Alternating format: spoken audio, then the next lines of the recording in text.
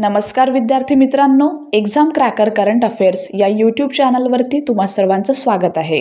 आज आपण बघणार आहोत 8 नोव्हेंबर 2025चे चालू घडामोडीतले टॉप 10 महत्त्वाचे प्रश्न, जे सर्व प्रकारच्या स्पर्धात्मक परीक्षांसाठी तुम्हाला उपयुक्त ठरतील. चला तर मग व्हिडिओला सुरुवात करूया.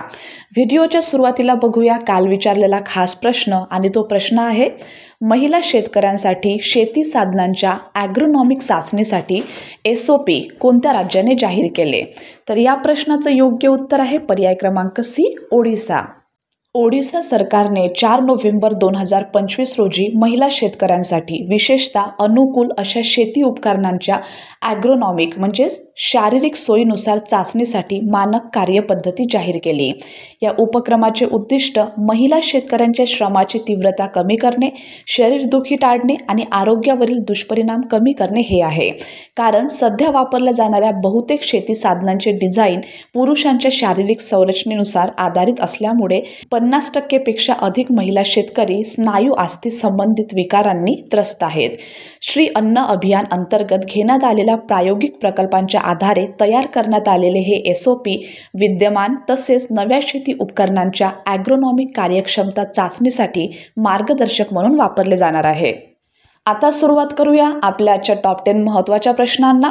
एकूण 10 प्रश्न आज आपण बघणार आहोत, आणि त्या 10 प्रश्नांपैकी आजचा आपला पहिला प्रश्न आहे, दिल्ली प्राणी संग्रहालयातील आफ्रिकन हत्तीचा मृत्यू कोणत्या व्हायरसमुळे झाला? तर या प्रश्नाचं योग्य उत्तर आहे पर्याय क्रमांक बी, EMCV व्हायरस. दिल्ली प्राणी संग्रहालयातील आफ्रिकन हत्तीचा मृत्यू एन्सेफॅलोमायोकार्डिटिस व्हायरसमुळे झाल्याची पुष्टी झाली आहे. EMCV हा पिकोर्नाविरिडी कुटुंबातील सिंगल स्ट्रँडेड RNA व्हायरस असून तो उंदीर, डुक्कर आणि हत्ती यासारख्या सस्तन प्राण्यांना संक्रमित करू शकतो. हा व्हायरस विष्ठा तोंड म्हणजेच फिकल ओरल मार्गाने किंवा दूषित अन्न व पाण्याद्वारे पसरतो. तो हवेमार्गे पसरत नाही. संक्रमित प्राण्यांमध्ये हा व्हायरस मायोकार्डिटिस म्हणजेच हृदयांच्या स्नायूची दाहकता आणि एन्सेफलायटिस म्हणजेच मेंदूची दाहकता घडवू शकतो. प्रश्न दुसरा आहे, कायदेशीर मदत व्यवस्था बळकट करण्यासाठी आयोजित राष्ट्रीय परिषदेचे उद्घाटन कोण करणार आहे? याचं योग्य उत्तर आहे पर्याय क्रमांक सी, नरेंद्र मोदी. पंतप्रधान नरेंद्र मोदी हे 8 नोव्हेंबर 2025 रोजी भारताच्या सर्वोच्च न्यायालयात आयोजित कायदेशीर मदत वितरण यंत्रणा मजबूत करणे या राष्ट्रीय परिषदेचे उद्घाटन करणार आहेत. या कार्यक्रमात ते नालसाद्वारे विकसित केलेले कम्युनिटी मेडिएशन ट्रेनिंग मॉड्यूल लॉन्च करतील आणि उपस्थितांना संबोधित करतील. 2 दिवसीय ही परिषद नालसाद्वारे आयोजित असून यात कायदेशीर मदत प्रणाली, लोक अदालतांची कार्यपद्धती, पॅनल वकिलांची भूमिका आणि न्यायिक सेवा संबंधित आर्थिक व्यवस्थापन यावर चर्चा होणार आहे. तिसरा प्रश्न आहे, भारतीय नौदलाच्या पायाभूत सुविधा प्रकल्पांसाठी राईट्स लिमिटेडने कोणत्या विभागाशी करार केला आहे? तर या प्रश्नाचं योग्य उत्तर आहे पर्याय क्रमांक बी, DGNP मुंबई.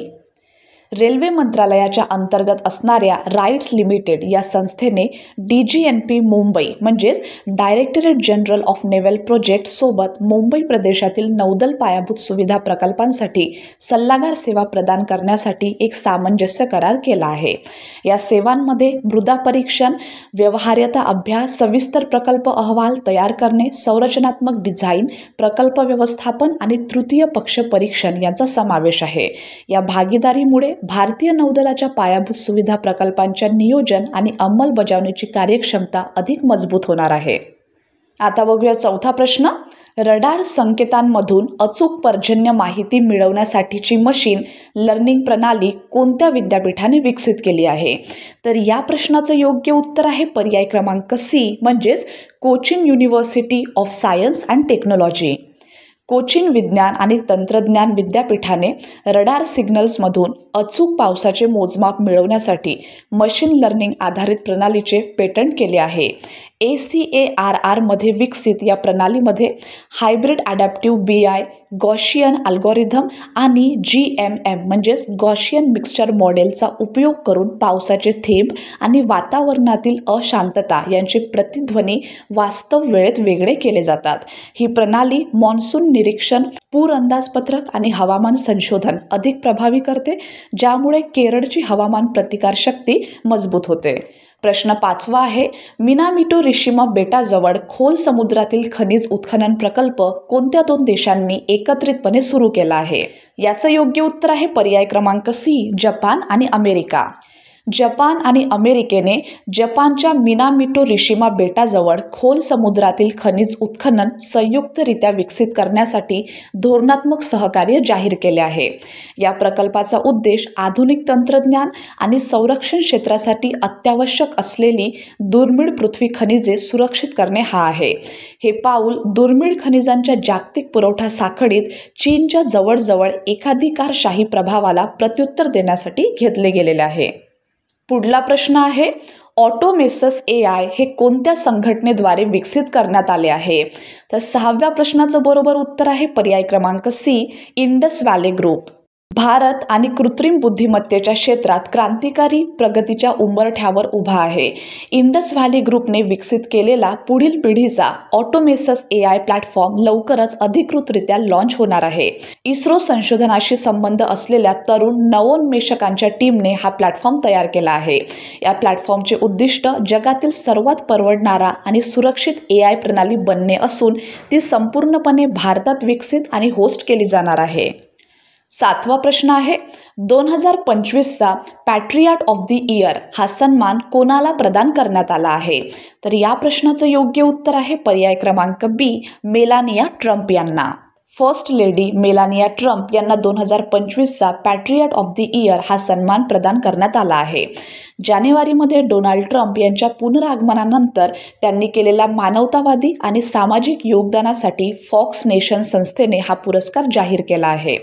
हा पुरस्कार न्यूयॉर्कमधील ब्रुक्सव्हिल येथे आयोजित वार्षिक पॅट्रियॉट अवॉर्ड समारंभात प्रदान करण्यात आला.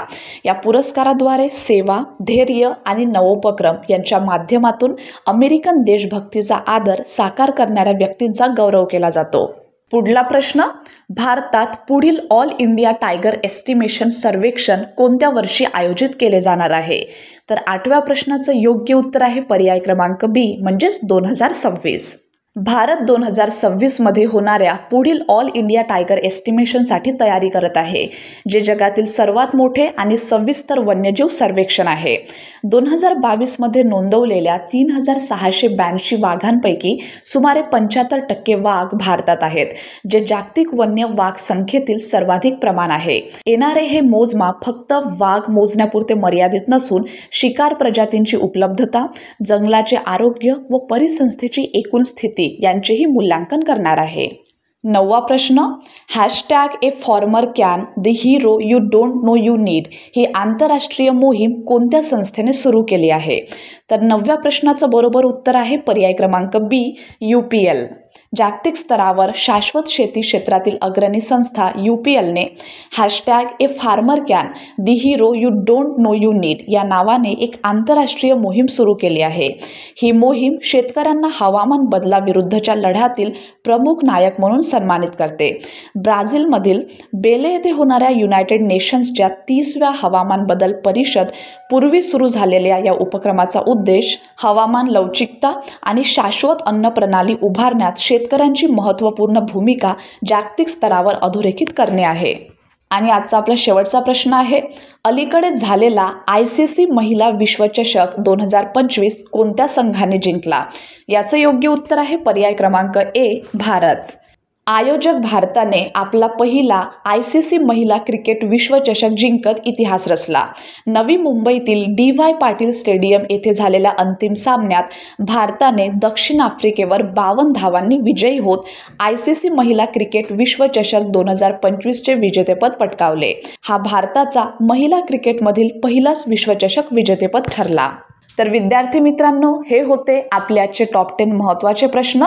आणि आता आहे तुमच्यासाठीचा खास प्रश्न, ज्याचं उत्तर तुम्हा सर्वांना कमेंट बॉक्समध्ये द्यायचं आहे. चला तर तो प्रश्न बघूया. आणि तो प्रश्न आहे, भटके कुत्रे शाळा, रुग्णालये, रेल्वे स्थानके आणि बस स्थानकांच्या परिसरातून हटवण्याचा आदेश कोणी दिला आहे? माहिती उपयुक्त वाटली असेल तर व्हिडिओला लाईक करा आणि चॅनलला नक्की सबस्क्राईब करा. धन्यवाद.